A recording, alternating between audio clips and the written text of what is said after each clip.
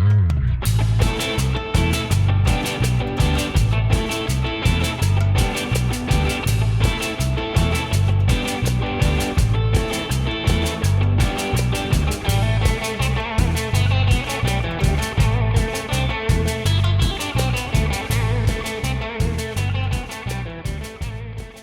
what's going on, Golferos? Welcome back to the podcast. This is episode 30. We got some fun guests today, kicking it back to our culture here with the co-founders of Salsa Del Abuelo. Chile Del Abuelo. Chile Del Abuelo. Sorry. Ya la cagaste. I know. And I haven't even had a drink yet, bro. 2 seconds into the pod. Apology, our guest. No worries. No worries. You got the names right? No worries. Dillon and Daniel here. Let's introduce him right. Yeah. No. But sorry, apologize there. But so Dillon and Daniel on the pod today. Welcome to the podcast, guys. Thanks for having us. Yeah, thanks for having us, Happy to be here. Yeah, man. Definitely. No, and thank you guys for getting everything set up. You know, we always try to get as close as possible to a golf course, and I mean, you guys took it above and beyond and actually threw us on the Brookside. So Yeah, I think we're a good 30 yards from hole 18. Yeah, we got to watch out for some shankers out there because we already had one a little bit earlier when we're setting up coming this way. So heads up, guys. Yeah, no kidding. yeah, I think we, you know what, for our listeners and viewers, let's make this into a drinking game. Place your bets. Who is going to get hit by a pine cone or a ball? Or a golf ball. Oh, yeah. Hey, these fuckers hurt too, dude. Yeah. I've been hit by a pine cone here. Yeah. They're playing Plinko up there, man. We already saw a couple of things coming down. We saw golf balls coming down. So yeah, it's gonna be an interesting one. Yeah, definitely. Yeah, happy man. to be here, man. I know I speak for both Daniel and myself. Brookside to us is very special.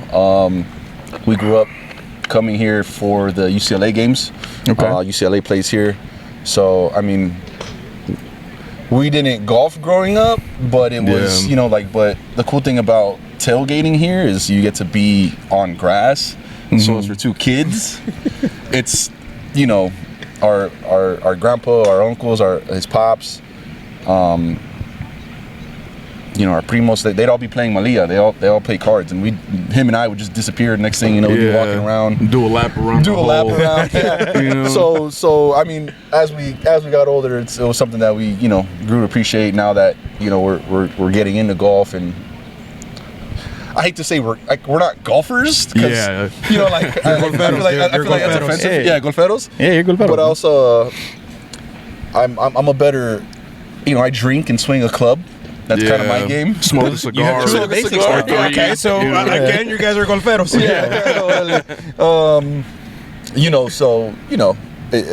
Brookside to us is like, home court, I guess, or home course, I guess. Yeah. It's awesome, man. Nice. No, that's dope, bro. And no, I love that. And yeah, like Raul said, that qualifies as a golfero. So yeah, you're Check off all the boxes. Yeah, you all checked the boxes, dude. bro. Totally. Yeah, the drinking and the swinging, right? That's the most important one.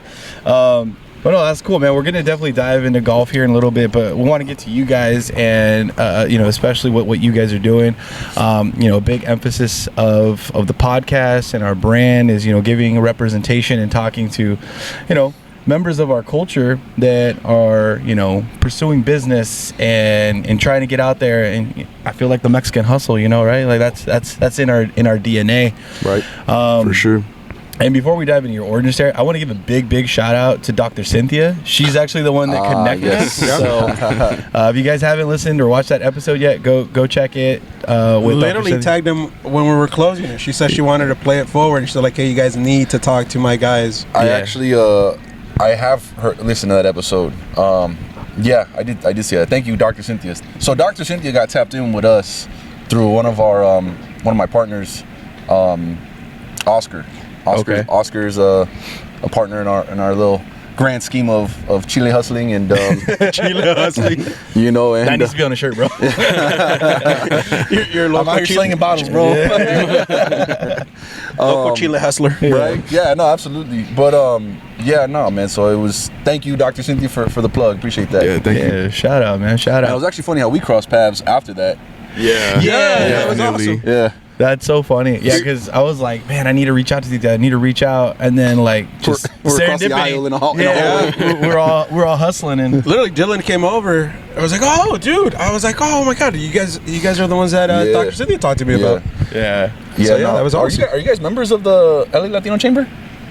No, we were actually invited with the golf don himself. So Ernie and Ralph, Majestic Golf Club. Oh, okay. Yeah, right. So for sure. We work a lot of the events that they do. Sure. That's how we were invited over to that event. That's cool. Yeah, they helped them run that tournament. As far as what my understanding is. Yeah. So we're actually members of the LA Latino Chamber. So we got invited to come out. They're like, hey, coming out, do the reception, hang out, sell chile. So but if you guys get a chance, I would recommend you guys joining. Yeah. If it's because they've been a great. Not only they've been supportive, but they've have a lot of resources, a lot of connections. Yeah. I mean, even we went to an event of theirs in Long Beach a week or two ago, something like that, down Signal Hill. Yeah, a couple weeks ago. Yeah, a couple weeks ago, and the people that we got tapped in with down there, we got some cool collabs coming 2025. Let's put it that way. Nice. Yeah. Heck yeah, man. No, that's really dope. No, I love how this community has really been developing and just like fostering new relationships, and it's really cool that we're getting to connect like this. So diving back into your business, you're part of that, the LA Chamber of Commerce. What's kind of the origin story behind the chile, behind the salsa? How'd you guys get into that? Well, I could get to like how we like got into it, but just kind of like backstory of it all. Our bisabuela, our great grandma, used to make it, right? So they're her recipes. Yeah. And she, long story short, passed them down to our abuelo, our grandpa, his siblings. But my grandpa was really the one that wouldn't make it for everybody. I feel like everybody would. It's like when somebody in the family does it, no one else does it. Yeah. So he would he'd bottle it, or not bottle it, excuse me, put it in jars, like mason jars. Yeah. And just give it out as like gifts, or to family, like his mom and pop would order, like, hey, what's up? Let's give me a jar. Whoever give them a call, request a couple or something, go pick it up. Pop them out of the trunk. We like, Pretty much, man. Again, your local chile hustler. For him, I think when you got a jar, it like signified like he liked you, or like you know what I mean, like because he was like, it's not like he wasn't friendly or anything like that, but like in the terms of this was like the seal of approval. Yeah, exactly. And what I mean is like outside family, outside friends, friends of friends, or like, and getting into like how we got started. He took a jar. I started taking him to my barber. So my barber became his barber for the last couple of years he was around. But he started taking him chile, and one event or one haircut I took him to, the barber's like, why aren't you selling this? I'm like, man, I've been trying to tell that fool for years. Come on, let's just kind of playing with him, right? Like, elbowing him a little bit, like, what's up? This, liquid gold right here, right? Or red gold right here. Yeah. We gotta sell some of this. Is, do something with it. Nah, it ain't gonna go nowhere, cabrón. Who's gonna buy it? So Yeah. Sounds like every Mexican grandpa. Right? Yeah, pretty much. Yeah, right. So ¿Quién chingados va a comprar eso? yeah, pretty much.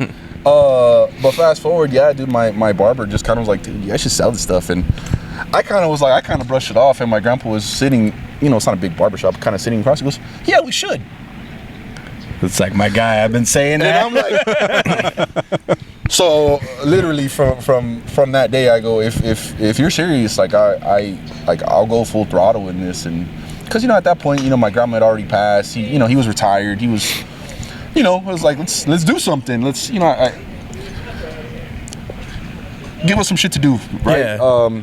As a family, yeah, right? Yeah. And I got Daniel on the phone. I literally called like, he dropped them off, and then he gave me a call. And he's like, he's like, hey, bro, I just took Grandpa up to Raul's. We got the green light on the chile, and I'm like, what are you talking about? That's what I thought. But at the same time, I was like, really? Like after all these years, we finally got it. yeah. So me and Daniel just, we that day forward, it was like we just got on it. My wife designed the logo, and we just got on it, and little by little, a lot of trial and error at first. We had to, if there's one thing, we had to learn about food chemistry. We had to learn about like regulations. We had to learn about compliance. We had to learn about all these you know, things that pertain to business and food safety that you don't even know go into it, right? Right. Yeah, you So- don't even think of that stuff. No, you don't. So the first few months, it was rough, but the support that we got, because the product speaks for itself. I mean, it's good chile, and there's no vinegar, no added preservatives, nothing funky. We're on our way to get like our vegan, organic, all of our Certification. certifications. Yes, thank you. There you go. It's just for us, it's been like. It's a process. It is, but we're also we can be procrastinators at things. Again, Mexicans. You know, like it's in the blood. Yeah. You know, so it's like, is that really important today? No, you know. Yeah. But otherwise, you know, they're all on the up and up. On the Yep, up and up. That's absolutely. good. So, Yeah, we try to get all that squared away early on, so that way it's like once we got into like expanding and scaling up, you know, that it was, you know, that it wasn't going to hinder us on that front. You know, it's like, all right, we got all our T's crossed and I's dotted, you know, for the at least what we could do. Yeah. But, you know, From what you knew and what your research was showing. Yeah. I mean, we still pick up, you know, things to do here and there. It never ends. No. Right. You know, No. but but yeah. I think that's what makes it fun. Yeah. Yeah, I mean, like it kicks our ass, especially it's like, oh, you know, we got to do this or we got to do that, right? Or hey, this is happening, you know, finding the right bottle, finding the right lids, finding the right seals, finding the right labels, right? Like breaking it all down. And is that all research that like you guys just do on your own, like just straight up Googling, or like have you guys looked for like any mentors or anybody that like maybe is kind of in that space to help out, or what's that been looking like? Initially, it was just Daniel and I. Yeah. Just really hitting the books, just really like, I mean, trial and error with, a lot you of know, trial and error, dude. Yeah. Yeah. So, you know, there was that, and then later on, I mean, we have mentors now, but still not salsa or chile related. Like I have not in the space. I have a good buddy of mine, Fred Sotelo, owner of actually, you're from San Diego, right? Yeah. I'm gonna drop a gem for San Diego real quick. Okay. Yeah. So, sorry about the Division Series, but Oh no, I'm a Dodger dude, fan. we're- I'm a we're- Dodger okay, fan. Dude, I get into arguments in San Diego all the time. all right, bet. Put it this way, man. His wife, his brother took a 2-hour train ride for the parade? for 2 minutes of the Yeah. parade. Oh yeah. I'm a diehard Dodger fan, bro. That's dope. Yeah, I was at the parade. Yes. Oh, Yeah, swear. we both went, but not together, and it was just there was too many. that was people. our family. Yeah. Yeah. We were all scattered. So me and my kid, who's off camera, we were in the stadium. We're like, dude, there ain't no way in hell I don't care how much I'm paying, because we were at game 1. How much it cost you, if you don't mind me asking? The tickets for the celebration, I think, how much were they in? Like $40, I think. $40? Yeah. Bro, some people were flipping them for 300. The problem was bet. trying to get them. I That was bet. the Yeah. issue. It wasn't very expensive, but just trying to get into the damn thing. Yeah. No, I work downtown, my day job. Oh, okay. So I literally just walked down 5th, and I was on 5th and Grand, and I got stuck. Like, people were like, It was nuts. I mean, Yeah. it's like 9, 10, you know. There was homies climbing trees Oh, yeah. and Oh, the yeah. stoplights. Yeah, Oh, yeah. no, it was getting wild. It was down there. amazing. Yeah, it was. It was dope to be a amazing. part Go of it, Dodgers. man. Go Dodgers. I'm glad I finally got to see one in my lifetime. Right. Yeah. I know this is kind of taking a turn of events, As but we do. Yeah, Let's go. it's kind of funny though. You mentioned that stuff because like '88, I was around 9 years old, and I remember seeing it in the couch with my dad. Oh, no way. The infamous Gibson home run off of Eckerson. Game 1. Oh yeah. Yeah, game 1. Won't ever forget that in my life. Right. And then game 1, 2024 World Series, I take my kid, and there's a row in front of us of nothing but Yankee fans. Oh, shit. So when they take the lead, the guy in front of us was like, let's just say he was a little tipsy, and he was already waving the Dodger fans goodbye. All right. He tries to shake my kid's hand. My kid goes like, "It ain't over, bro." You a thug. I almost shed a tear. I was like, I just saw my baby boy grow up. That's right. That's right. Like my son's like, "Nah, I ain't shaking your hand. It ain't over, That's gangster. dude." Freeman hitting that grand slam, bro. Yeah. No, it's Holy. crazy. Shout out Well, Freddie I- Freaking Freeman. I will Yeah. say, dude, that I was at home, right? And I'm watching with my wife, my baby girl, and you know, we're chilling, bro, chilling hard, just watching. And I'm like, dude, are we in for it? Like, they're about to steal game 1. Like, dude, like Yeah. again. You know, like, are we really going down this road again? We have a lot of heartbreak. Yeah, a lot of heartbreak. Yeah. Look, man, if you see my sports teams, you're gonna realize, like, Yeah. we'll get this heartbroken every year, dog. Thank God for the Dodgers. Yeah, real shit. But it was funny, right? Because I'm watching it. Freddie Freeman's coming to bat. They do the pitching change. Bring on Nestor Cortez. And I'm like sitting there, like, all right, 2 outs. And my wife doesn't really watch a whole lot of baseball. She's like, all right, can you break it down for me? What's up? You know, I'm kind of explaining. And we hear there's a USC game going on. It was a busy ass night. Dude, it was LA night. It was LA. Yeah, it was crazy. Clippers were playing. All LA Lakers were sports. playing. Yeah. East LA Classic. East LA Classic. Yeah, there was it was a cracking night in LA. And I remember we heard cheering. And, you know, Freddie Freeman stepped on the plate. And my wife goes, what game are they watching? Every game. And I just checked the scores, right? And I'm like, USC's up like 20. Like, Yeah. and I'm like, they're not cheering.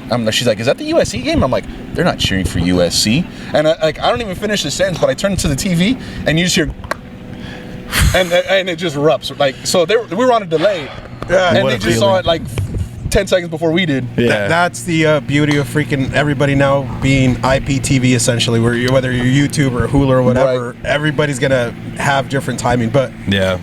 to your point, man, when they brought out Cortez on top of my kid, I was like, dude, I hope Freddie takes it personal. Yeah. I hope he takes it personal, Oh, bro. yeah. So we Yeah, were he down. did. We were down first base line, and we just saw, like, I saw it in slow motion, the angle of the ball coming off his bat, and I just turned my head, and that thing was in the freaking in the pavilion. Nah. It was insane, bro. That shit was cool, bro. And then from there, it was just riding high. Yeah. It was just like, I mean, game 2 was boring. Yeah. I mean, we just dude, we just rocked those fools. Yeah. Ice Cube I'll set take the that. tone, dude. Yeah. Ice Cube set the tone, Yeah. man. What did Kike say Kike said, at the ceremony? Ice Cube came out and they knew they won the game. Game Game over. 3, Fat Joe came out. They knew they won the game. Bro, I was laughing at what's his name, bro?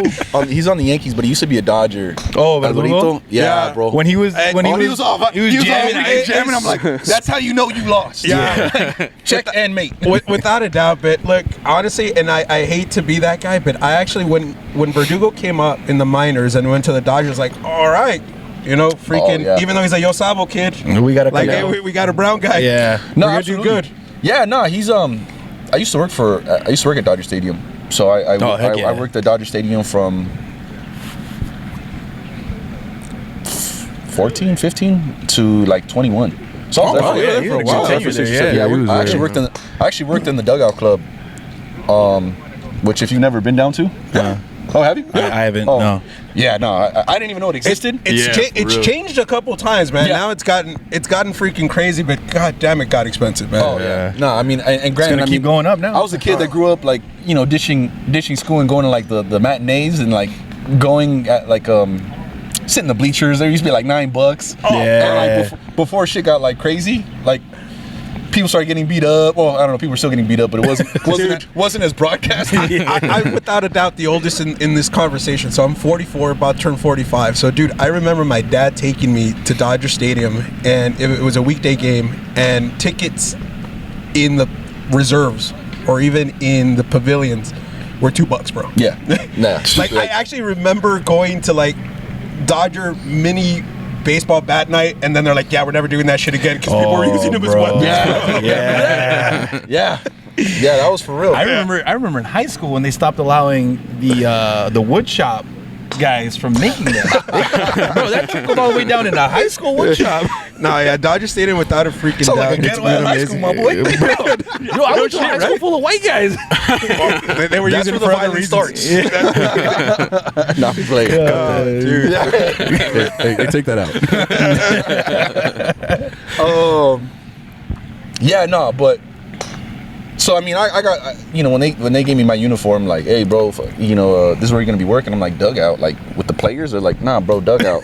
I'm like, yeah, bro, where the players are. Yeah, where they sit, I'm you like, know? there's not a rest. Like, I know what what am the dugout I'm like, is. yeah, like, you know, I'm kind of like oblivious, right? They're like, just take the elevator, hit floor number 1.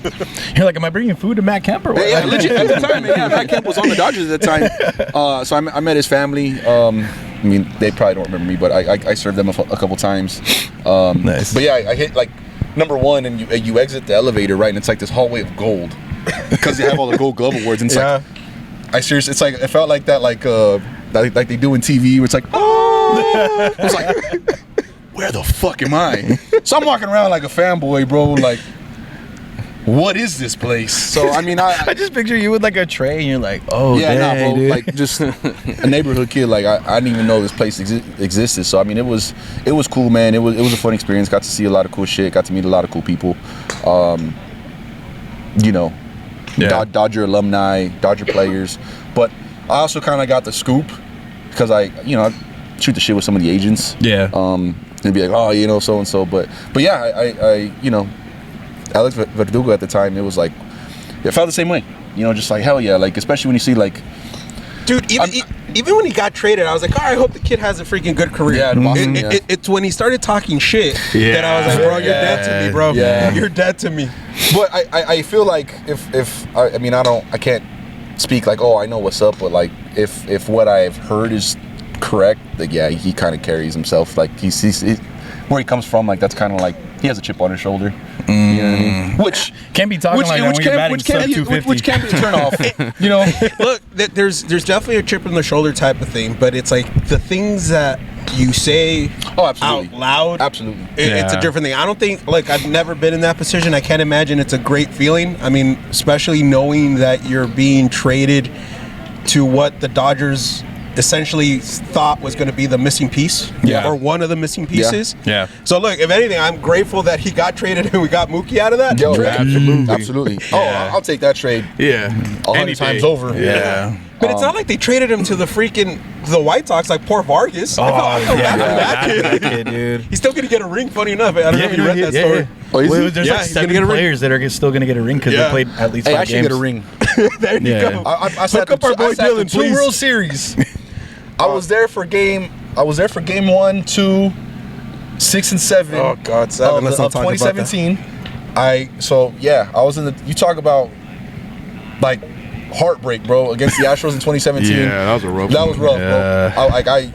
Bro, the worst thing about that, it was done from the beginning. I gave the media. I had to hold a box, right? The media came and we had a storage behind our bar, and they gave me a box to hold, and I'm like, at first I was like, what's up? What's in the box? You know, I was all curious. What's in the box? You know, like, because I mean, like, you know, sometimes you don't realize what you're holding. You know, like, sure enough, man, it ended up getting cracked open.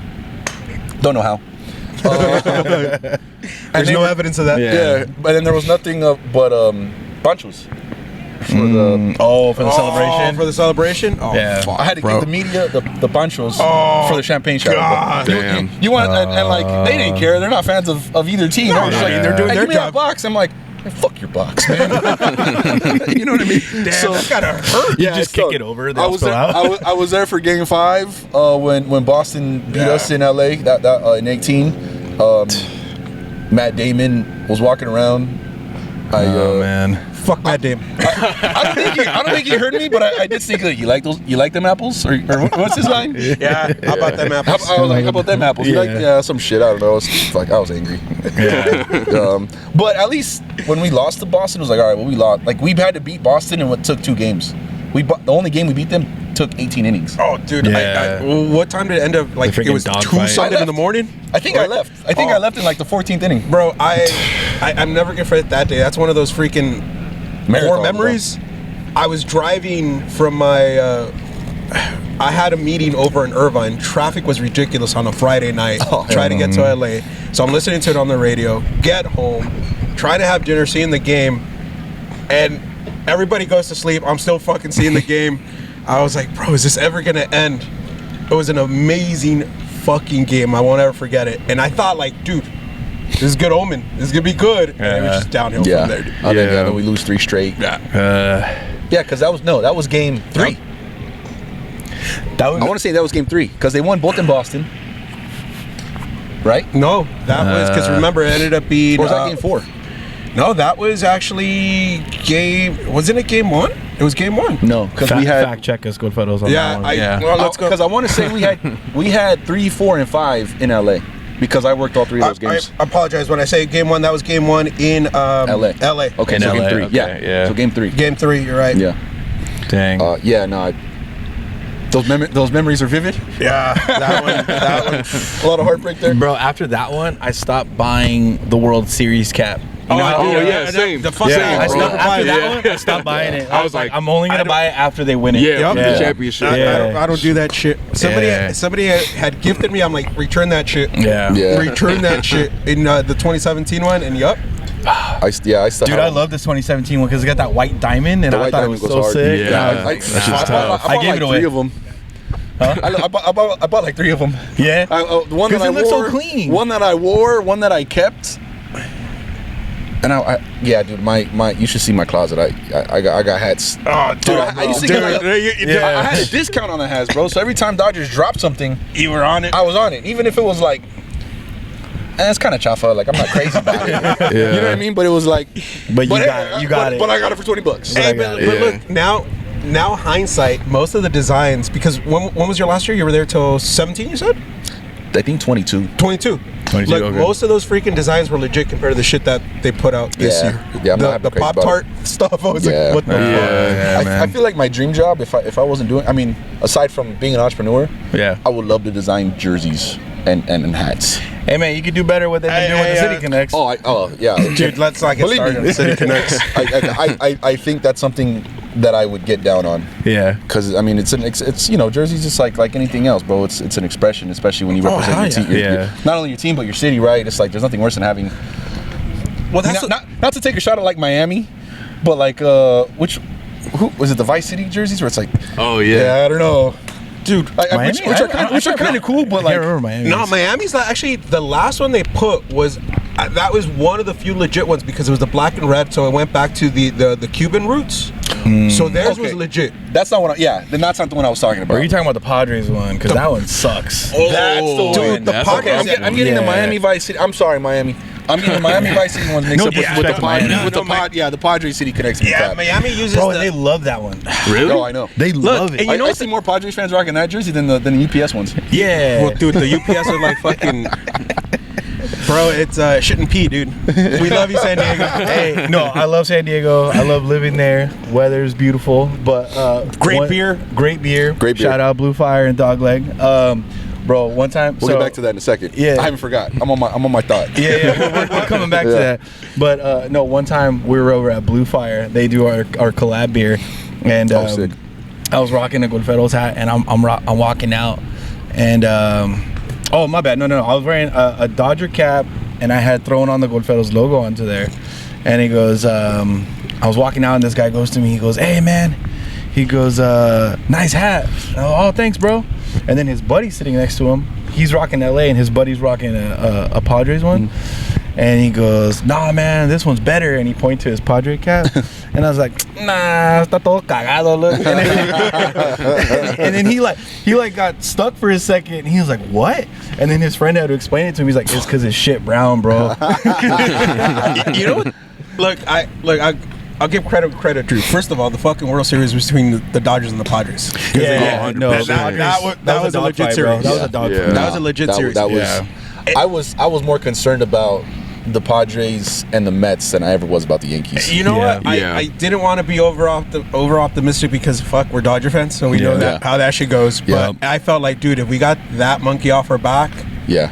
the grimace magic was gonna run out of the Mets.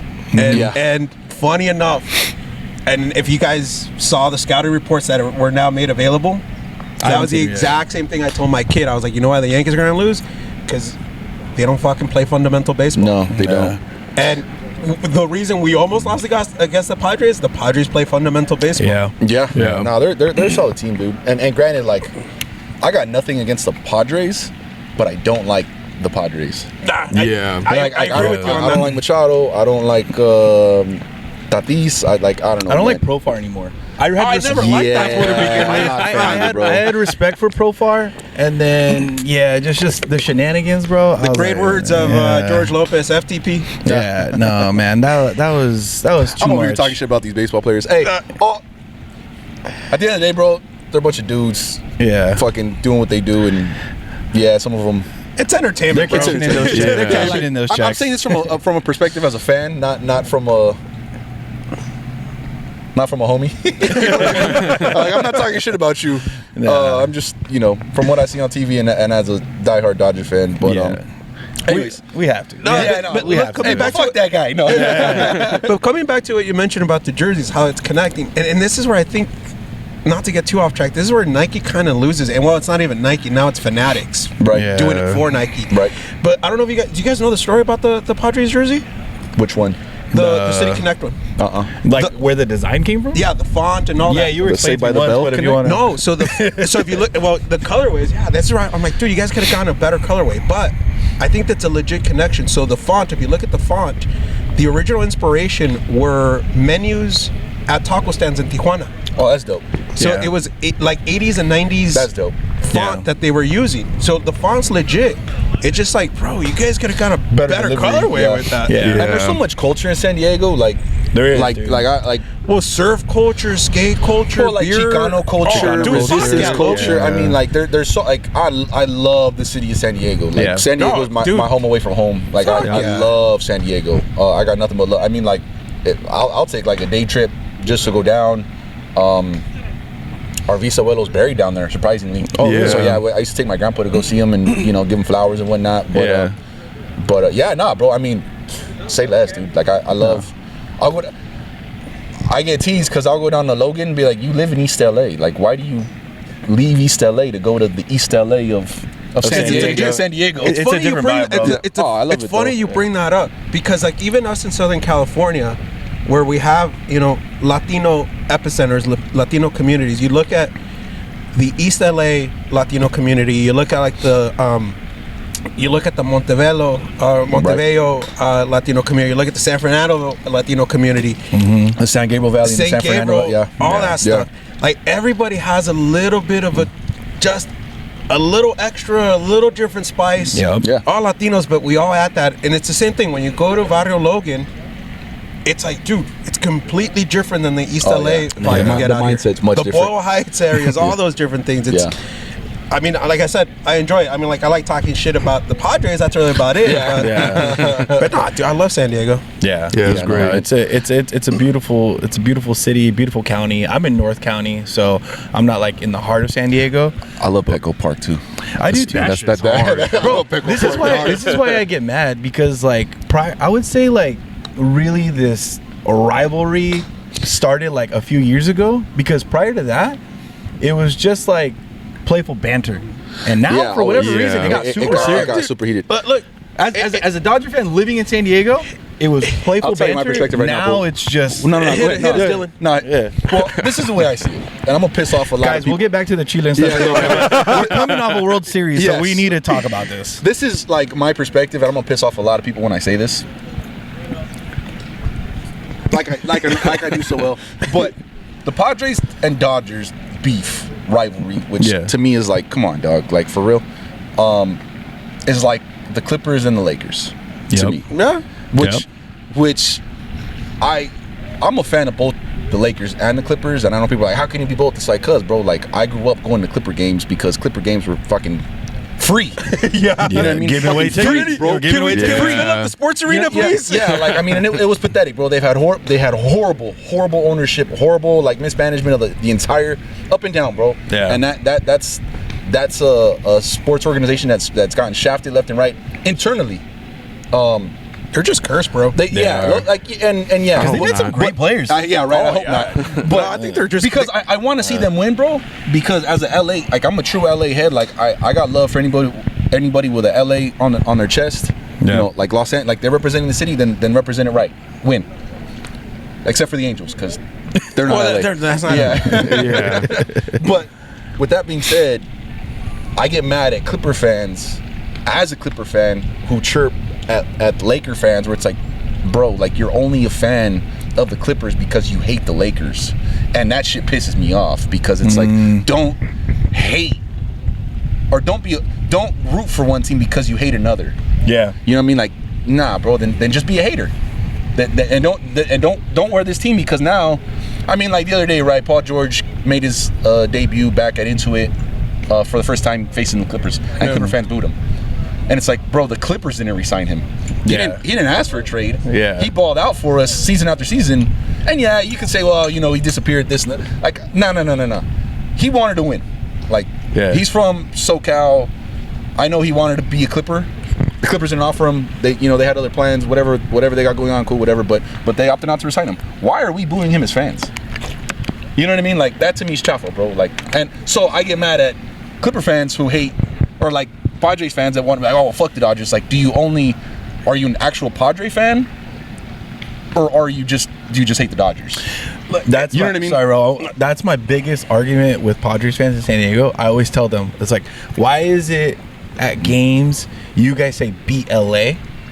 As Dodger fans, we never put another team's name in our mouths. Yeah. We always say go Dodgers. We don't say beat so and so beats this that. I don't know. Have you been out to the bleachers lately? I know, bro. Like nah, that ain't necessarily. Look, I don't have anything against the Padres because as far as that, here's the thing, dude. I feel bad for the city of San Diego, bro. Like their legit team was the Chargers. The Chargers, and that's some bullshit. Bro, they're turning into like Oakland as far as I mean, like, so that's the only thing they have. So look, them getting a decent ownership group that wants to invest into them, give them a little bit of wing or win in their sales. Yeah, absolutely. Them getting some decent players that some of them are homegrown and good trades. Absolutely. Go for it. Them dropping the bag on Machado, hey, good luck with that one because we saw what he did for the Dodgers. I'm not Johnny Hustle. He's like, bro, it's Charlie Hustle to begin with. And look, good for them. Like, let them have a chip in their shoulder. But my biggest thing is, like, when people take it over the top, it's like, bro, you guys haven't won anything. You guys haven't won anything. And that's my whole thing. It's like, look, we talk about legit rivalries. I mean, like, to me, being born and raised a Dodger fan, it's the fucking Giants. It's the Yankees in the World Series. For sure. And like when the Giants right now, got those World Series, it's like, what can I say? The 3-5, that shit sucked. Like, what can I say? And they did it legit. They did it with freaking. I still hate Madison Bumgarner. Oh, fuck Bumgarner. Go get that shit out of the water. Yeah, that's why to me it's like, why are we beefing? Like, it's one of those things where it's like, and I don't mean this in a negative way, but it's big brother, little brother type of thing. Yeah, I can see that. You see the Padres are trying to call themselves Big Brother now?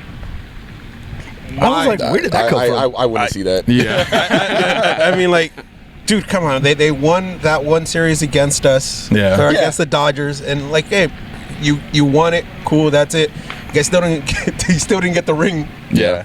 That's the thing. But again, like I said, that was a World Series though. Like that's what they strove for. They blew them up. Yeah. Like, we beat them, and then wait, so there's more games to play. It's gonna be interesting because look now even the city has like I said, they have a little bit of mojo. They have a little bit of wind in their sails. Now there's gonna be an MLS team. Yeah. So now let's see how that looks. Dope. Let's see what. What's her official name? I forgot. I know it's just San Diego, but I don't know. Is it SDFC or something? No, are they the Waves? No, that's the women's. That's the women's team. That's cool.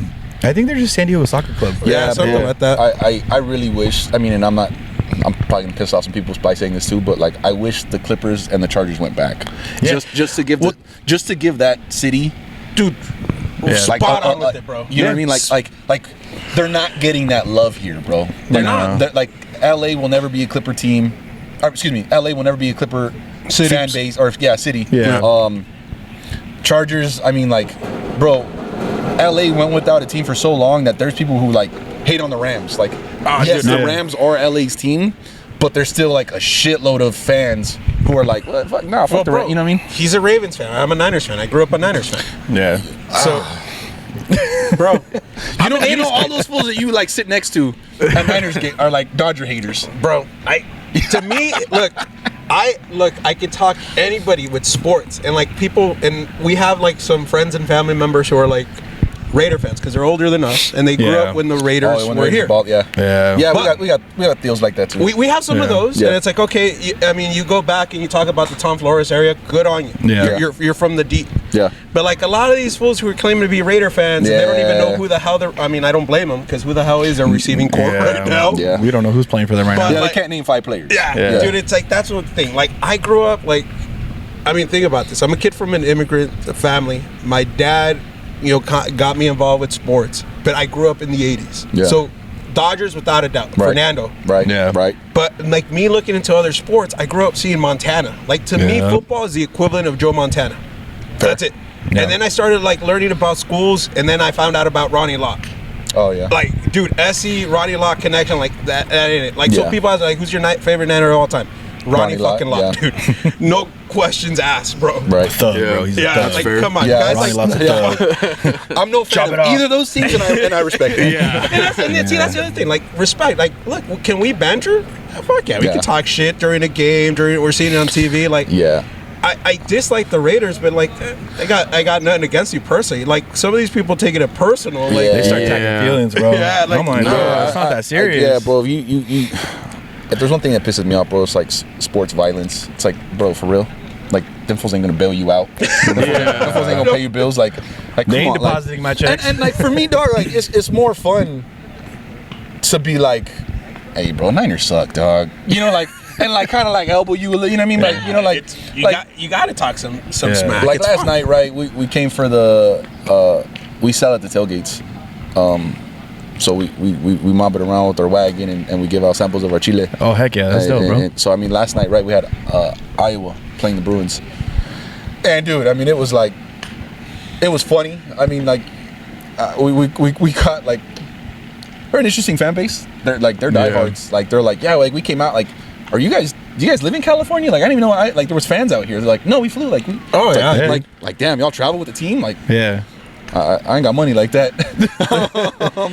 But yeah, no, it was cool. But it was cool to see like even they were like, hey, like what's up? Who do you think's really gonna win tonight? You know, it's like Yeah. I'm like honestly, like I hate to say it, but like I'm going in this as pessimistic as possible. Like You don't know the heartbreak that we do. You don't know the heartbreak we know, bro. Yeah. Like I'm expecting to lose, and if anything changes, hey man, I'm a happy camper, dog. That's being a realistic You fan. know? That's a thing. Like, look, everybody's optimistic when you're 0-0, man. Yeah, you know what I mean. So And then you become realistic as the season proceeds. Yeah. But there's some people that, dude, you ain't gonna change their mind. No. You ain't gonna Yeah. change their mind. I whenever I ask somebody about their team, I know if they're like a true fan or like a good fan. If the moment I ask them like, hey man, how you think you're gonna do this season? And the first thing they look at is their faults. They're like, well, you know, we got a rough secondary this year, but like if we can pick it up on this side, and it's like, all right, cool. You know, But you know your squad. The moment they go, oh my gosh, bro, I'm gonna pick on the Niners, but they're like, we got Brock Purdy. Brock Purdy's gonna lead us to the promised land. I'm like, yeah. Dude, all right, if anybody's gonna lead us to the promised land because of this Tuesday, it's Nick Bosa. Read between the lines. dang. Let's not open up that one. Let's not open up that one. Oh man, come on! I've been having fun with those memes, dude. Oh, Nick gosh. Bosa's getting unleashed, baby. Oh man, they activated his superpowers. Yep. fuck that guy. I'm not gonna touch that one. Yeah, I'm gonna as a fan, not as a fan, but as a homie that I'm talking about. Yeah. Fuck that. Yeah. Oh, my bad, though. Anyways, back to the San Diego thing. Yeah. Let's get back to the mentor. Long That's actually exactly what I was going on. Yeah. So one of my mentors, Fred Sotelo, he owns Cerveza Azteca. Oh, no really? way. Yeah. So he's Oh, shoot, okay. He's been I got nothing but hey, big time salute to Fred, bro. Hey, Like, shout out, man. for Shout out, Fred. yeah, nah, he's talk about promised land. He's really been instrumental in helping us. And hey, you know, like come check this out, or hey, like check out this resource, or you know, plugging us in places that have just connected on things that I like. You know. Like, okay, cool, this will work out, but it's like that worked out much better than I thought it was. Oh, yeah. So one of those kind We've of definitely had that. We're like, oh yeah, shoot. no, without a doubt. Yeah. So Without a yeah, doubt. and Cerveza Azteca, hey, bro, their beer, they have all the artistry on their cans, fire beer, San Diego, loud and proud, good folks. Yeah. Heck yeah. Yeah, Always showed us a lot of love. Yeah. yeah. That's dope, man. And I really love that because, like we were saying with our platform, we're just trying to give people exposure, talk business, talk golf, all that good stuff. And, you know, I feel like we got to drop it at least once, Raul. But Raul's key saying is traditionally, what's a Mexican's worst enemy is another Mexican. And Yeah. we want to change that, right? And I feel like that's what people have to understand is that you don't always have to give financially. or even with knowledge, sometimes just opening a door. Oh, absolutely. It's just like, bro, hey, like go talk to Raul to talk about sales, or go to Majestic Golf because they do golf tournaments. Maybe they get you out there and you get to do your thing. And I think that's going to be the biggest thing as far as like pulling each other. Well, that's part one though. The other part, and Dillon, maybe you can give us a little bit of insight. It's also, how do you reach out to some of these organizations? How do you reach out to some of these companies? Because the other issue I see is that sometimes pride gets in the way. Oh, I'll figure it out. And that's where the procrastination kind of starts. Like, instead of tackling an issue and reaching out to somebody, I'll figure it out. And that amounts to nothing. Yeah. I mean, did you guys ever have any issues like that before you really got connected to some of your mentors, some of your partners? I mean, I think we still have those issues. 100%. I mean, for me, I think the road, I kind of heard, I mean, I live like this, but I kind of heard this quote that like narrowed it down perfectly. Was from I'm gonna chop the shit out of this, and I apologize, but I want to say it was by Michelle Obama. Said something along the lines of like, if you know what it's like to walk through a door, like, essentially getting your ass kicked all the way through, like, don't close it, leave it open, and like reach back, essentially. Oh yeah. Because like there's some like we're trying to find our way through that door, but in the meantime, as our doors open, as we walk through some doors, like I'm constantly trying to be like, hey, who else needs this resource? Who else? Or maybe this door wasn't for me. Yeah. But who do I know can benefit from this? Yeah. Because I mean, if there's one thing that I think we can all say we've been a victim of is like gatekeeping, right? There's always people who are, haters, dog. Like, like they see you doing well, they're doing well, and you're kind of like, hey man, what's up? Like, how do I get there? And they're just like, you got to figure it out. And it's like, for me, it's like, all right, like I've had that happen a few times, and I'm not gonna name no names. I'm not gonna, speak ill of anybody, but for me, it's more of like, all right, cool, bet. Like, when I get to my door, what I'm not gonna do is be like you. Yeah. You know what I mean? Because for me, it's like, bro, we're all in this together, dog. You know what I mean? And I get more joy out of like plugging somebody in with a resource, whether I benefited from it or not. It's just been like, hey, homie, like, it's cool to see the homie shine. It's cool to see, somebody that like their own mission, their own dream come to fruition, or just be like, hell yeah, like I played a very tiny little role in that, and I'm glad that I just plugged those two pieces together. Yeah. Because it's like, bro, like we go, if you want to go fast, go alone. If you want to go further, go together. And like what we're trying to do, bro, is like, like especially with today's climate, politically, and I'm not gonna go there, but like, bro, like, nah, like real shit, like we gotta look after each other. More than ever, bro. More than ever. Like now's not the time for us to be like, oh, like let's gatekeep. Homie. Nah, bro. We gotta make sure that we're like, first and foremost, like step up. First up. What was that whole Dodger slogan this year? Like next man up type shit. Like next man up. Like bro. Like who? Like, dude, it's grit. That's really what it is. More than ever before, it's the grit. Like, how do you actually make sure that you are being your brother's keeper type of thing? Yeah. You know what I mean? So I'm big on that shit. You know what I mean? And granted, you're gonna lead horses to water, and they're not gonna want to drink, and that's cool. That's on them. You know what I mean? Because you'll see that quite a bit. Yeah. But it's each his own. You know what I mean? But at the very least, it's like, hey, bro, like I like to think of myself as a visionary. I'm very optimistic. Me and Daniel are good business partners. I think we kind of lift, and I think he's more of a realist, where I'm more of an optimist. Yeah, we're kind of like, that's like us. two sides of the same. But very much two sides of the same coin. And we have a good team. I mean, with my wife and Oscar, I hate to say they're our supporting cast. They're more like, because I view both of them as equals. Yeah. In our company, but for us, it's like, yeah, man. I don't think the term supporting cast is a negative term in any way, because I think when I think supporting cast, it's foundation, right? Like you guys kicked off the idea with your abuelo, and then just like us, like we can't do this without our wives, without our family. Absolutely. My wife, she doesn't like it when I do this, but when we have like a big event and I gotta like talk in front of people, one of the first people I give credit to is my wife. And she's like, why? She's like, I don't do anything. She's like, maybe I'll like record a video for you or something like that. But it's like, but you're there supporting. Like, at no point does she ever say like, hey, why are you going out golfing so much? Why are you doing all this so much? Yeah. It's the complete opposite. I was like, hey, I got to get out here and, you know, sling some towels, and I got to, you know, take this day off to go do that. She's like, cool. I wish you all the luck. And it's like, just that is such a huge support. And then, you know, speaking to your family, your wife, I mean, you said she created the logo, right? So that is a huge part of establishing a brand, is like, how are people recognizing you? Absolutely. That's a huge footprint. That's probably the biggest, like, for lack of a better word, thing, like brand recognition. All that. Like, I mean, because that's I mean, this is like marketing 101, right? It's like, you need something recognizable, you need something that's sharp, that people like, that people immediately go, I know that company. And for everybody that's seeing this on YouTube, if you look at the bottles that we have on the table, you're seeing the logo that's on Dillon and Daniel's hats. That's what we're talking about. And hoodies. And the hoodies as well. Yeah, we're all branded, bro. We're all branded. You got it, man. You got it. Yeah. Nah, it's funny, man.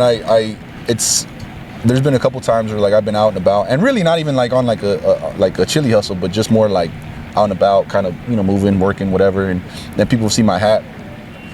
Actually, funny story, because it's happened a couple times, but in different places. But I gone to Costco, and I'm wearing my hat. I'm not sure if I'm wearing a hat. We have shirts. I'm wearing something with our logo. Yeah.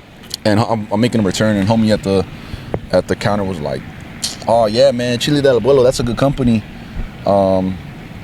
He's like, "I know the owners." I'm like, "Oh yeah." I'm like, "Bet, bro. Like, that's cool, bro." Like, I'm like, "What do you think of them? You think they're good folks or what?" He's like, "Yeah, like, dude comes in here all the time, bro. You know, yeah, good dude." I'm like, cool. So was he making this up, or was it one of your partners or something? He was talking about Daniel. Oh, he was talking about Daniel. Okay, cool. Yeah, nah, he was talking about Daniel, and he was like, and it was funny because I'm like, I'm the owner. I kind of like, because I'm never like, oh yeah, I'm the owner. Like, nah, like it's cool, dog. But I'm like, nah, like that's my cousin, that's my partner. He goes, nah, it's a different dude. I'm like, all right, cool. Like, I'm not gonna argue with you. Yeah. But I'm like, but I had to call him. I'm like, hey, bro, Kyle over here. Yeah. Like, this was like, Dan's like, well, you better recognize, dog. I'm the owner. Oh shit. Nah, it happens though. Like, you know, I'll be popped up somewhere, and like, I'll remember some people, you know, from, you know, seeing them elsewhere at some other pop up, and they'll come up and they'll say, hey, you know, I saw you guys at, you know, at XYZ store, and I was like, oh yeah, I remember you, and they were like, that wasn't you. You weren't there.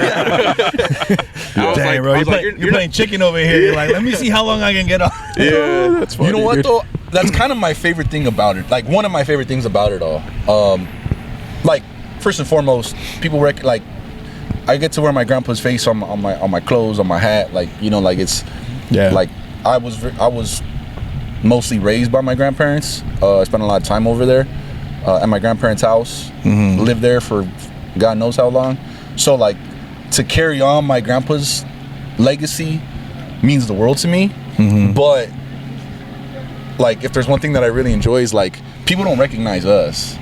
People recognize the company. Yeah, the brand. Like, it was like I had gone golfing one day too, bro, and I'm wearing I have a polo too. We have polos that we don't mostly selling, but I was golfing, so I had to, you know, be fancy. Rock it. I had to rock the collar. And some dude was like, hey man, Chile Del Abuelo. He goes, man, I love that stuff. He goes, he's like, you know them? What do you do for them? I'm like, I own it. And he was like, nah, you know, like, which is, you know, like, it's like, cool. Like, I don't need to be the face, bro. You know, me and Danny, like, that's what's fun. Like, we avoid it as much as possible, to be honest. You know, I think you guys are, Ralph and I over here are just laughing because that's the same thing. Like, like, you guys get it then. Yeah. Oh, totally. Because look, and this is something I told Ralph. This is already the umpteenth time we say this. Ralph is our chief marketing officer. That's a title that I bestowed upon him, and I take it to the grave that I'm the one that gave him that. Like, I told him, like, hey, dude, you want to do the social media stuff? Do it. Run with it. I don't care if you're the face that's recognized for Los Golferos. I don't care. But it's the same thing. Like Hector, one of our other partners, and myself, we got the idea rolling, we got the brand rolling, but this shit doesn't happen without Ralph. The podcast is Ralph's idea. The stuff that he hustles doing on Instagram and all the other social media platforms. And along the way, all the other people that have now become, charter members, whether it's the Hopped On, whether it's Oscar now, whether it's Omar. Yeah. Any of those guys that, in a way, show up in our videos, show up in our podcast, all that stuff. That's part of the ecosystem we're growing. Yeah, absolutely. No, that's dude. dope.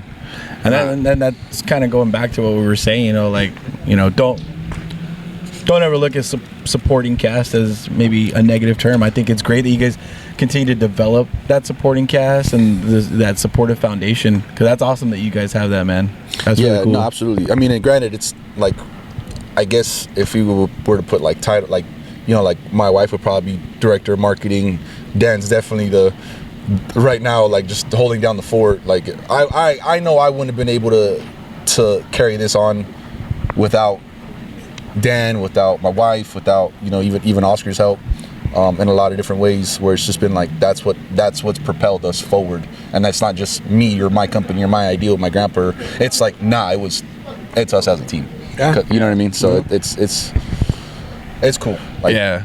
And I think that kind of speaks back to like what we were talking about earlier with, like, you can run fast and hard on your own, right? And how far is that going to take you? Yeah. But you have to develop a team. You have to develop, people that you can trust and have that inner circle, because there's tough days to running a business. Oh yeah, absolutely. There's a lot of tough days to There's tough months. Yeah, that's an understatement. Yeah. Well, and look, this is something we were chatting before we even got started on the podcast. It's not like we have thrown our 9 to 5 away, right. and this is all or nothing type of thing. And there's different ways of viewing it. Some people are like, oh, you can only make it if you go in all in. That's one approach, but I think it's the eerie similarities are awesome to hear, because it sounds like you guys have a very similar structure to what we have. We still have our 9 to 5s, and that's why we're so dependent of one another, whether it's Ralph, whether it's Hector, whether it's Sergio, any of us that are there for each other to support the brand and what we're trying to do as entrepreneurs while we still have our 9 to 5s. Yeah. 100%, man. And I feel like for anyone listening, tuning in, if you're thinking of starting a business, I've met some people, dude, where they're like, I'm starting a business. This is my business. This is my idea. And like, I'm holding on to this. And then they don't go anywhere, or they're holding on so tight to like this idea or concept. And it's like, bro, you kind of have to like open the hand a little bit and trust some people to come in and help you out. Absolutely. And I think, that can't be said enough. Like, when you kind of ease up and take that grip off and like allow people in, and granted, like, I'm not saying anybody. No, yeah, like you gotta have like trusted and get in. Absolutely. But bro, like the team that I have around me, like, fact, bro, like I trust them with my life, like my business, that goes without saying. But you know what I mean? Like, it's if you trust like 2-3 individuals around you that you feel like, hey, like, again, go a lot further together. That's, like, don't be afraid to be like, I need help, or I need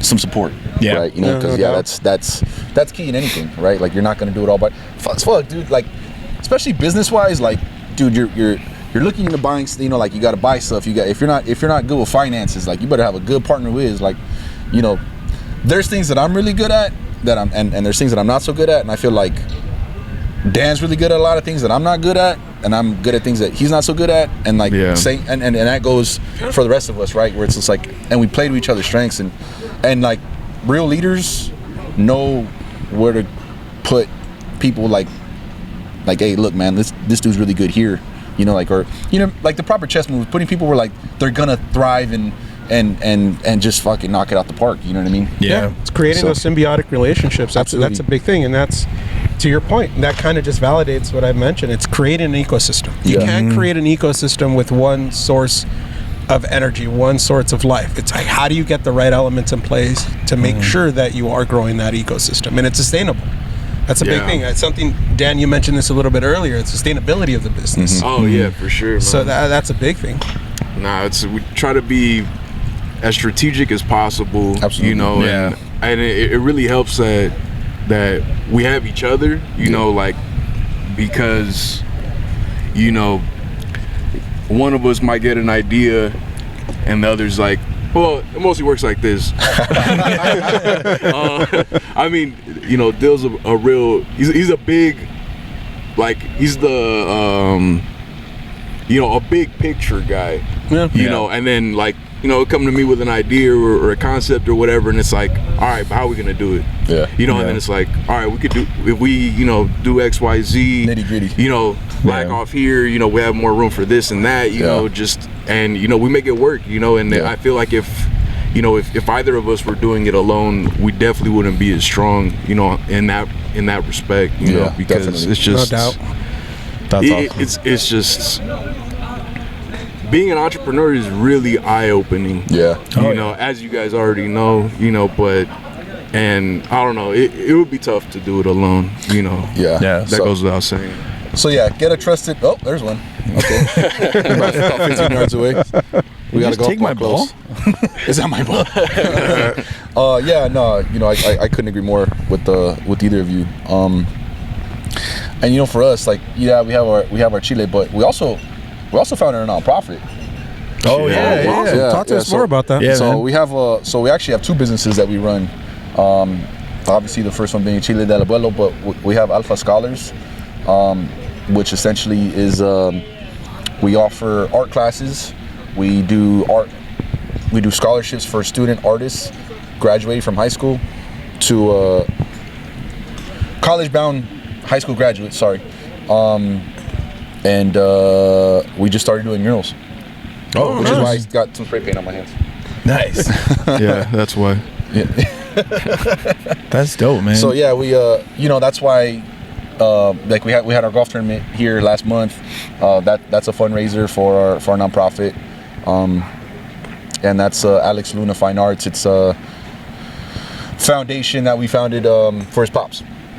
Oh, okay. Yeah. Dang, man. And so I love that you brought that up, and you know, big props to you guys for creating that foundation and running all that. So we helped the Young at Heart Foundation, and recently they just were like, oh, cool, golf. Like we can use that to support our org. What inspired you guys to utilize golf as a path to help your nonprofit? Did it just feel like a natural segue because you guys played golf, or like what was it? We didn't. No. On the contrary. Because golf wasn't. I mean, we played, you know, but like we're not golfers. Screwing around. I'm not sure you guys are familiar, but like we'd have some. And granted, it was actually an uncle of ours Uncle Jess, who probably got us. He's a golfer. He's out here once or twice a week. Probably in the clubhouse right now. He's probably in the clubhouse. Oh, dang. No, there's times we'll have meetings with the coordinator, and we'll walk in, and our uncle's over there like posted. All pedo. But he was like, "Hey, you guys, come on, mijo, let's go play golf." I'm like, "Fuck, I don't want to go golf," you know. But like, and you know, little by little, we started getting into it. But we founded a nonprofit after that. It's at the height of the pandemic. It's really the only thing we can do. Mm-hmm. You know, it's like we will go out to like Arroyo Seco, which is you guys familiar? Yeah. We played it. Actually, just played super small course. And like, a little par 3. Yeah, I mean, and granted, it bro, will like, fuck with you, dude. Yeah. Because everyone gets so slim, right? No, make no wrecked mistake. by that one. Make no mistake. It's. I know most people are like Arroyo, like, you know, it's like, nah, bro. It'll sharpen your short game. Oh, without freaking out. And if or it'll ruin your day. But so, and then, you know, fast forward a little bit, then we established our foundation, and I really want to say it was like we were talking to one of our cousins one day, and she's like, "Oh, you guys should do a golf tournament," and like a light bulb went off in my head, like, I could fucking do that. Not knowing anything about what coordinating a golf tournament meant, and granted, dude, we just had our fourth one. and it's still a grind. Oh, no freaking doubt. It's a beast, bro. It's a different beast. Yeah, we get sharper in more and more aspects every year, but there's still something. There's always something comes up, dude. Yeah. There's always a wrinkle that you didn't like. Oh, I'm prepared for everything. No, you're not. No, you're not. Yeah, No. every year we say, all right, this year we're not going to be up at 2 a.m. the night before when we got to be there at 5, bro. you know. making raffle gift signs and shit. Yeah, and never fails. It's always something. And this year, I kid you not, we were here. I think we knocked out at 2, because me and Daniel were both like doing like. I was at my crib, he's at his, but we're like emailing stuff back and forth. We're like finalizing stuff, blah blah blah, going through all the details. I think we got to bed by 2. Yeah. I shit you not, we were up at 4, and back here at like 5. Yeah, at the 5:30 at the very latest. Yeah, like and you know, setting up canopy, step and repeats, like I mean, it's like, and we're the start and the end of it. So I mean, like, you know, we start like we're here, you know, at the crack of dawn, and literally here till like after everybody left. I was fried. Yeah, I was done this year. I was sick. Man, I was a hot mess this year. Everything just hit you. Lack of sleep. Dang. Yeah, no. I didn't eat, and tequila doesn't help. Oh, we're well versed in that diet. Bro. I mean, it wasn't like it wasn't bad, but it was just like it's good times until it hits you at the end of the day. You're like, what the hell just happened to my body? Yeah, no, my wife took a picture of me at the end of the day, and it was just like I had to look at it the next day, and I was like, that's That's what I look like. that's what I look like. Yeah. You can just tell, dude. I was exhausted. Yeah. We were both exhausted. Yeah. So yeah, I mean, but obviously over the last few years, going to more golf tournaments, and granted, we don't even play in a lot of them. We don't get the chance to play. No, we're vending Chile. Yeah. So, and actually, we're vendors, and we're promoting our golf tournament. So it's people are like, "What do you guys do?" It's like, we do everything. Yeah. we do a lot. We do a little bit of everything. But yeah, man, we have a lot of fun doing it. I mean, it's a grind. You know, like you said, we have we have 9 to 5s. We do this. We have our nonprofit, and in between, we try to do every event that we can that makes the most sense. Yeah. And there's we were doing our calendar for the month, and it was like, fuck, I thought this was gonna be a slow month. Yeah. But that's the thing too, man. You know, it's like, you know, when everything is super cracking, you know, it's like it's nonstop, go, Mm-hmm. and you know, the slow months roll around, and you think, all right, you know, I have a chance to chill, but I mean, if it's slow, you gotta hustle up, you know. So it's like you gotta go find that business. Exactly. You gotta go dig it up. In a way, we're almost even working even harder, you know. And a lot of times, what you're doing is playing catch up because of all the other stuff you didn't pay attention to. 100%. I was just having that conversation with Daniel in the car right over here. I was like, bro, like, because October was busy for us. We had a golf tournament on the 11th. A week later, we do an underground art exhibit for the Dia de los Muertos El Sereno event. Oh, you were telling us about that, So we do an underground art exhibit, and that's a hustle. And we also vend there, so we have both businesses well represented at that. So like I'm in one section, Daniel's holding down the other, and then after that, we had I don't know, 2 or 3 events right after, and it was just like, I'm like, dude, like I looked at him, I'm like, I have to sit down tomorrow on my computer and send out thank yous, like to all. I have to email everybody. There's raffle prize winners I got to follow up with, and like this is as late as it gets for me, because it's like I usually take care of this shit a week or 2 after. Yeah. And it's like, fuck. But yeah, and I feel like I was sick 2 days before the golf tournament up until like a week and a half ago. Dang, bro. Yeah, I don't know what it was. I mean, that it takes a toll on your body, bro. And Yeah. I mean, 100%. We run events before, and so we feel you guys, and it's like your brain is going 1,000 miles an hour because you're trying to organize everything, and like, you know, people are coming up to you like, oh, I'm in the wrong cart, like I'm supposed to be over here, and it's like, bro, like, have some patience, like we're getting it all figured out. It's always the minute details that drive you crazy. I mean, like I'm detail oriented, you know, as best as I can be, but it's like, okay, I like to make sure, you know, everything's sharp, but then it's something stupid too. It's like yeah. Which way is hole 18? It's like, well, see, like follow that sign. You see the sign? And maybe my patience was just shot this year, but I'm like, I can't do this. I gotta walk away for a few minutes. Hole 18's right here. Yeah, right. No kidding. Oh yeah, no kidding. It's like it's right behind you. Yeah. No. And anytime we get a chance to talk about events on this podcast, I always point back to the listeners and viewers. Whatever event you go to, thank the people running it, because you don't know the amount of hours and, just emails and calls that go back and forth. So don't get offended if they don't answer you right away. God, call, text, or email. That's the big one. Like, nobody's ready. I sent you an email an hour ago. It's like, bro. Yeah. Should we tell them about that recent one we had? Knock yourself out. Oh, bro. Knock yourself out on that one. Dude, so check this out, right? So we sell our towels at events and stuff like that, but our biggest thing is online, and which, by the way, I'm gonna stop. This fool's logo might be one of the hardest logos I've ever seen, bro. Los Golferos with the Aztec warrior swinging a golf club, bro. I love that shit. That's the weekend warrior right there. Your branding goes hard. Yeah. Thank you, brother.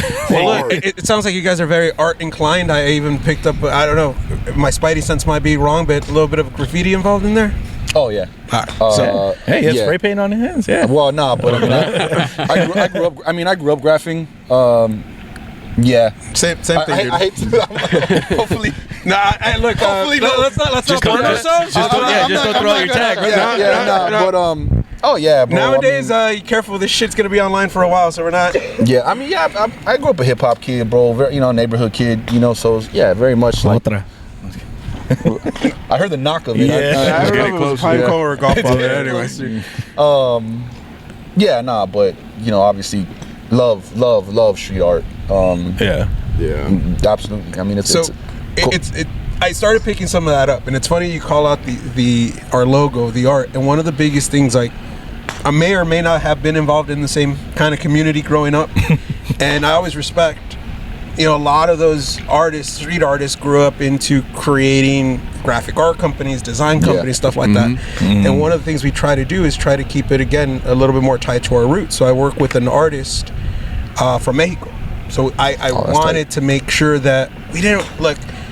Is there some cool designs with the guy wearing a sombrero and the mustache? Yeah, there is, but that's kind of overplayed. For sure. Like, how can we respect our roots? And that was one of the big things that Ralph and I talked about. Nah, that's dope. So we worked with Jacobo. Oh, shout out Jacobo, man. Sheesh, the stuff he does, and him coming with the concept of us respecting our roots while still having a freaking badass logo. Right. Has really projected us in the right direction when it comes to our brand. But we also wanted it to be something that wasn't cheeseball. We wanted to have a little bit of everything. Right. And without a doubt, he hit the notes, man. Nah, when you're able to celebrate Indígena in any way, it's a beautiful thing, dude. And especially in a way that's like,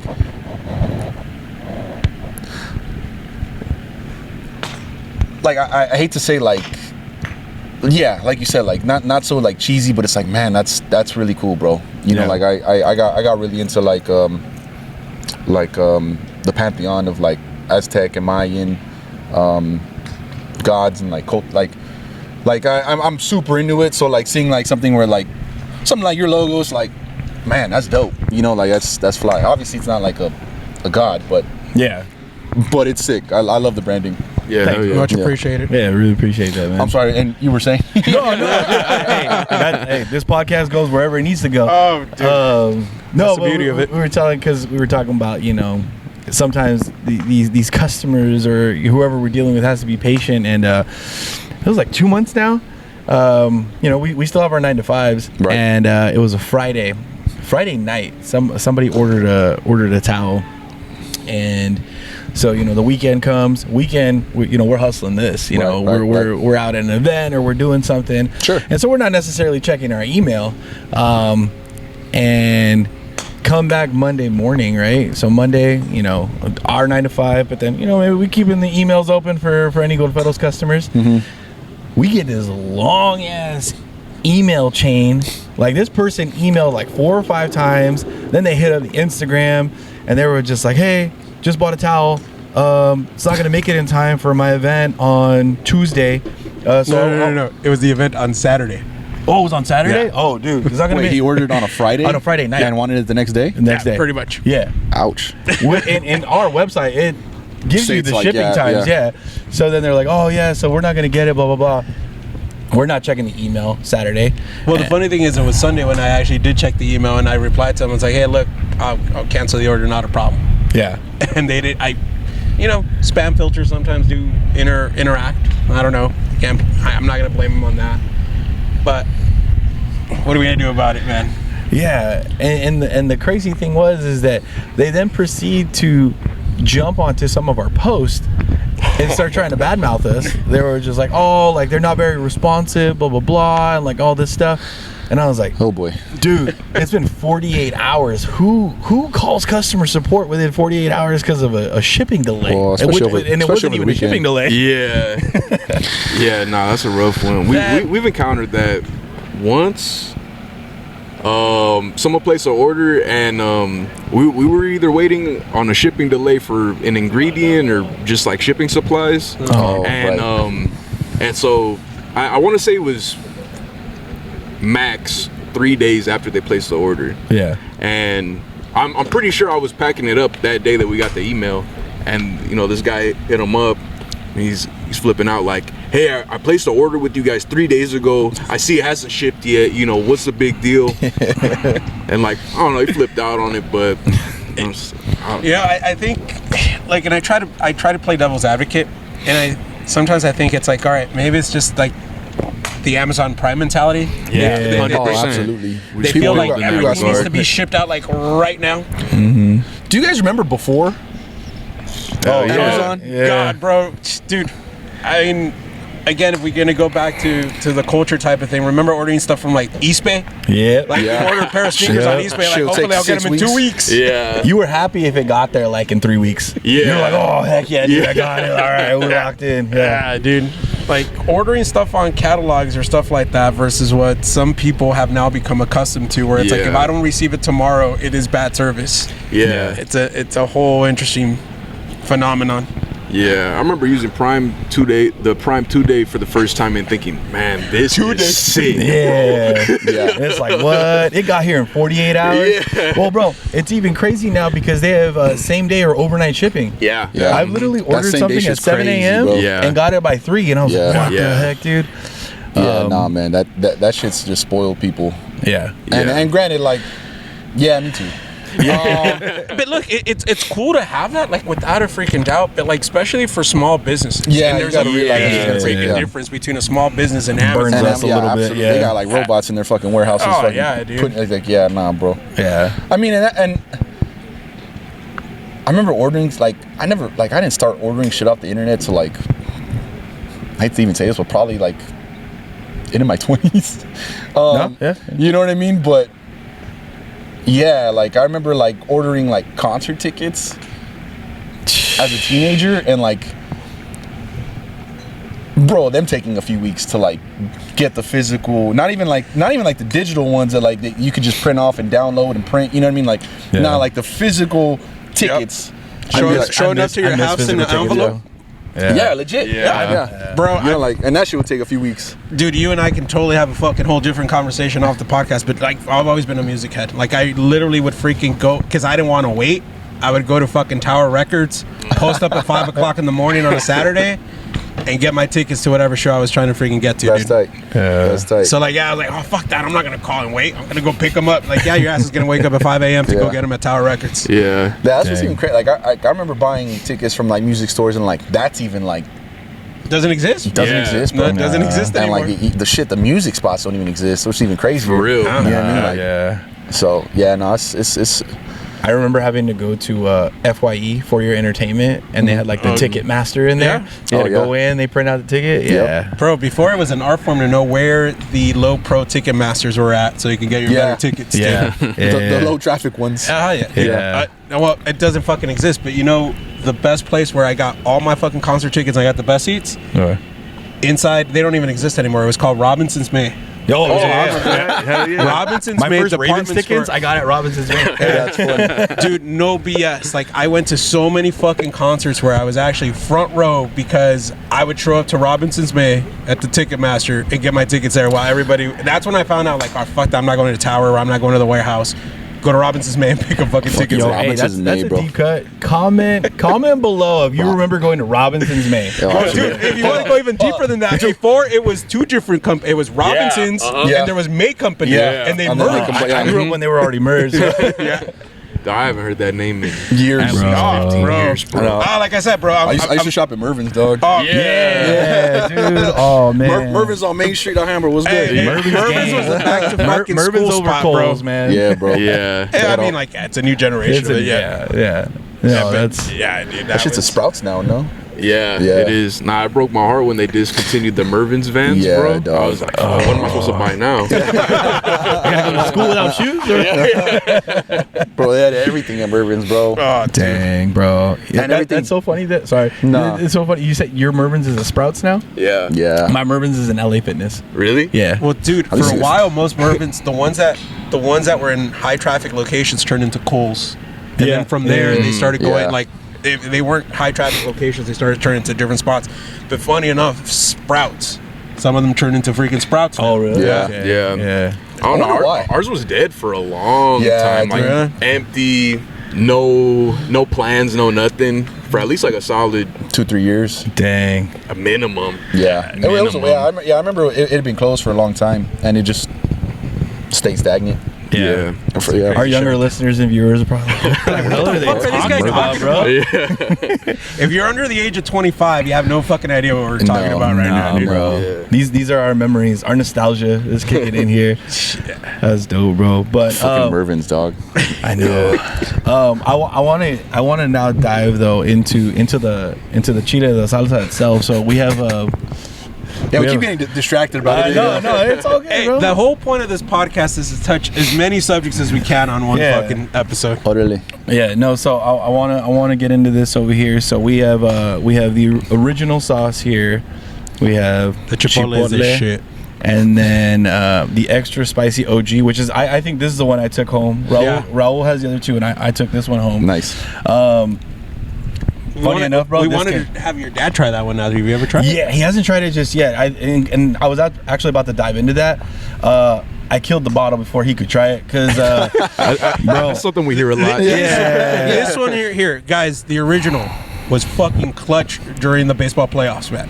Like, and I gotta ask you one. Sorry, man, didn't mean to cut you off. No, go ahead. Clutch like Freddie Freeman. Oh, huevo, dude. yeah. All right, so this bottle is deceiving, guys, because like most of us see these type of bottles and you're like, oh, it's just fucking pour out some vinegary type of shit sauce.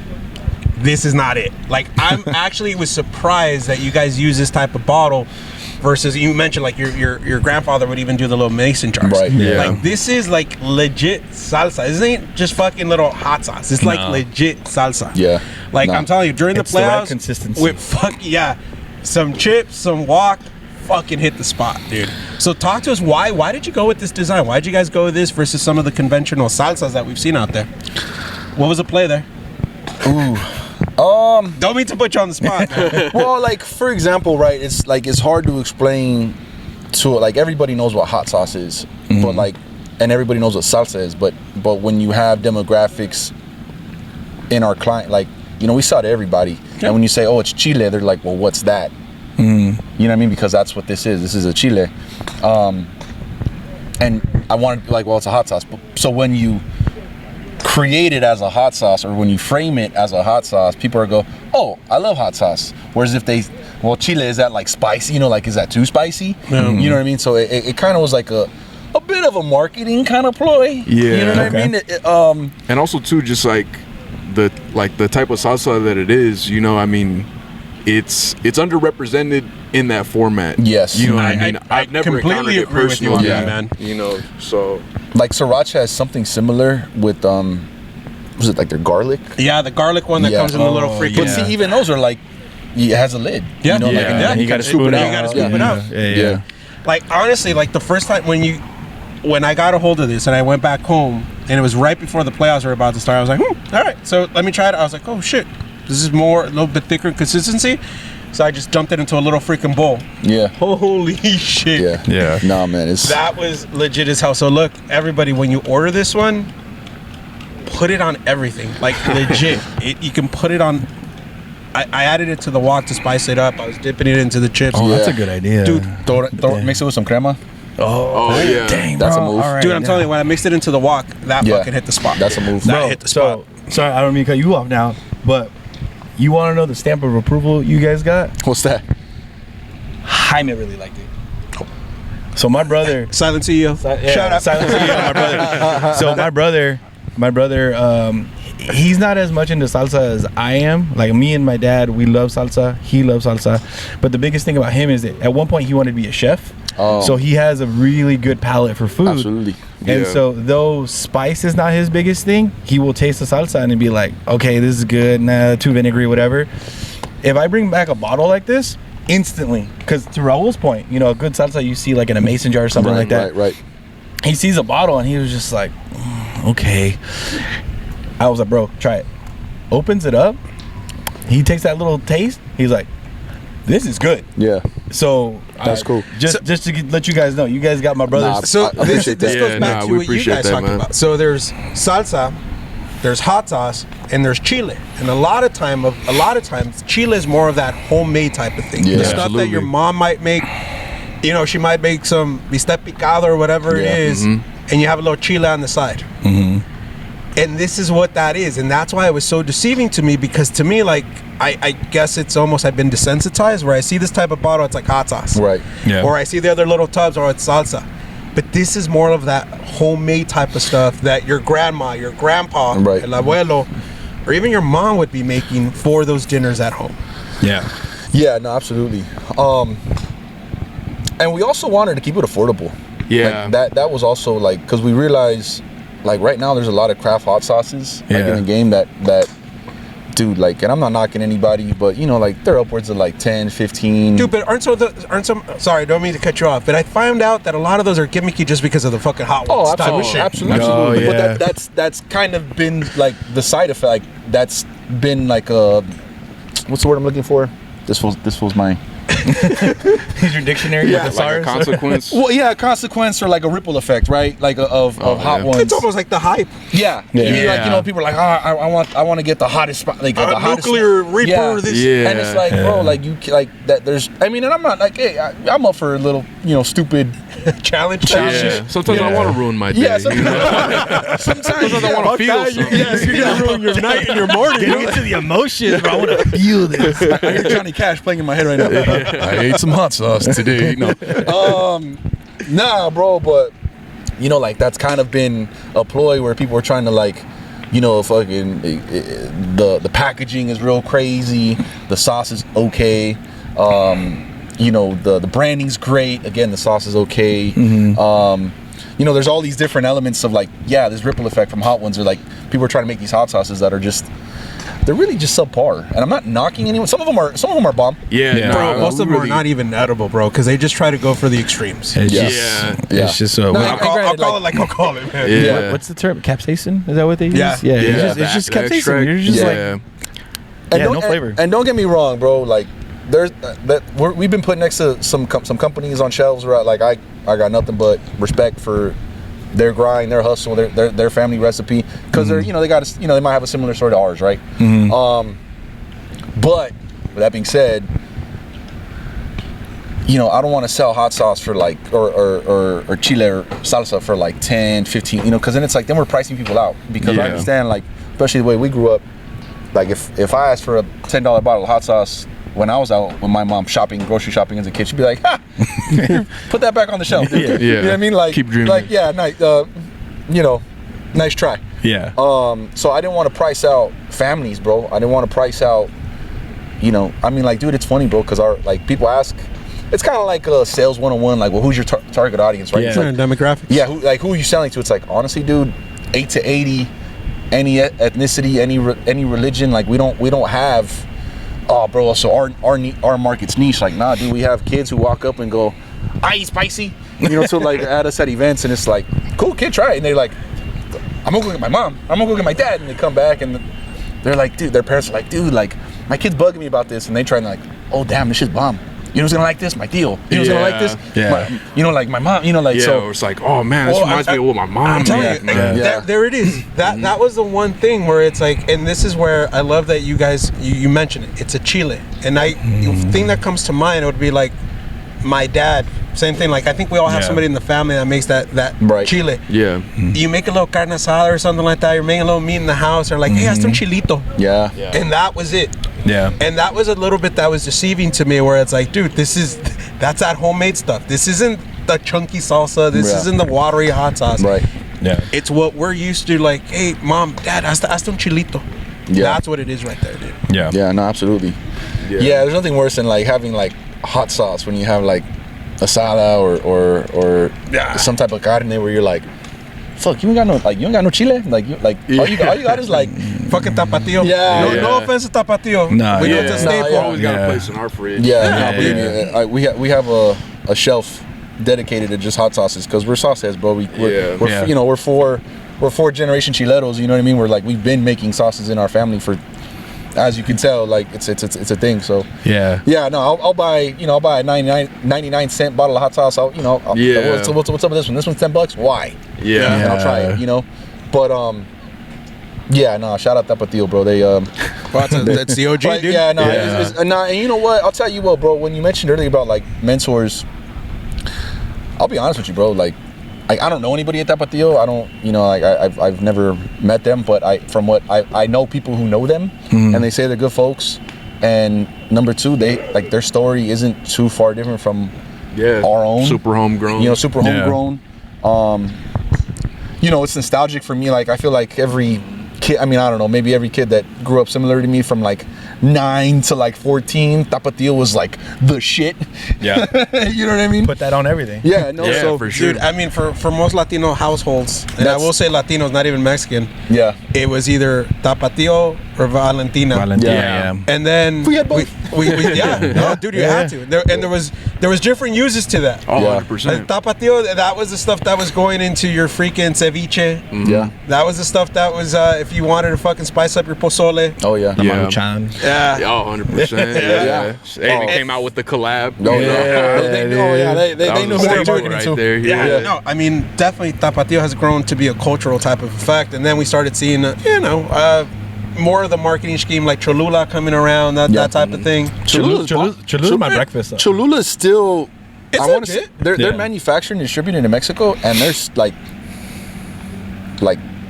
shout out to them too. Like again, like they have their place, and I'm not gonna be like, oh, bro, but like when like from a business standpoint, I'm sorry, I'm just giving you like credit because it's like, dude, you like, got it. Yeah, like bro, the like wooden cap, you know. yeah, like that's a staple. Like you see the wooden cap, you know it's them. So believe me, like it's funny too, bro, because it's like, you know, most people would see them as like competition. And do I think our sauce is better? Yeah. That's my personal opinion. Obviously, I'm not gonna. You're not gonna. By Tapatio. PR nightmare. Yeah, right. Daniel afterwards will be like, what the? Cut that. Yeah. Cut Dylan's mic off. But you know, I mean, like when we look at like, I had to look at a lot of those companies and be like, what did they do right? Yeah. What do they continue to do right? What are their stories like? You know, because it's also like I'm not gonna follow. Like if Tapatio was, you know, not what it was, and it was run by a different demographic, and it was, what the hell? Like, if it was more of a gimmick, be like, I'm not gonna follow that blueprint. Yeah, you know what I mean? Like a lot of these companies, you know, kind of like laid the groundwork. So I could go and be like, well, I'm gonna go hop on the Tapatio website and research them. You know what I mean? See, you know, read their story, read what they're doing. Where are they still out of? You know, I think they're still. Their factories, I want to say, are still in Southeast LA somewhere. Yeah. Maywood. Linwood, is it? Maywood. Yeah, you know, don't quote me on that, but it's just one of those things to go, hey, like, hell yeah, they kept it local. You know what I mean? Like, and they, you know, they were true to where they came up. Because I want to say the story with him is he sold, like, not buckets, but like bottles, jars of it, when he was like a janitor at wherever he was working, and he would sell it to like his coworkers and friends and so on. Yeah, so I mean, that sounds about right from what I've heard before too. So I mean, it's just one of those things to go, hey, like hell yeah, you know. So Man, I love to them, right? Yeah. You got to have someone that like you said, open the door, right? And then you walk through it, and there's going to be more people like that. No, guys, this has been really awesome, and to viewers, listeners, please go check out Chile Del Abuelo. They're on Instagram. You guys are online. Where do we get it, guys? Yeah. All right, so you could get it directly from us, chile-del-abuelo.co.co. No M. Remember that, or you can follow us on Instagram at Chile Del Abuelo. That's CHILE Del DEL Abuelo. Don't forget the L in Del, and don't forget it's just LE. That's where most people mess it up. We gotta give you a spelling class here, guys. No, yeah, real quick. Sorry. just to be precise. Yeah, and depending on, we'll put it here too. Yeah, depending on where you're seeing this. If you're seeing this on YouTube, just look at the links, all that good stuff. So yeah. No, guys. Like I said, this conversation has been awesome. One of my wind down questions that I have here for you guys is obviously the recipes are coming from generations back of family. Are you guys looking to expand the flavors as far as different chiles, stuff like that, or what's kind of anything you can share with the pod? What's the schematics for the company, if you will? So me and Daniel developed a habanero. We were getting Bumping it up a notch. Yeah. We were Golferos can be testers, by the way. So Salud, let's do it. So with our habanero, it's kind of a play, right? We didn't grow up eating habaneros. It wasn't like we grew up eating a lot of different chiles in my family. My grandpa didn't cook with habaneros, or when he made chiles, he used to say he wasn't crazy about the taste. He was like a iron wall when it came to spice, though. Yeah.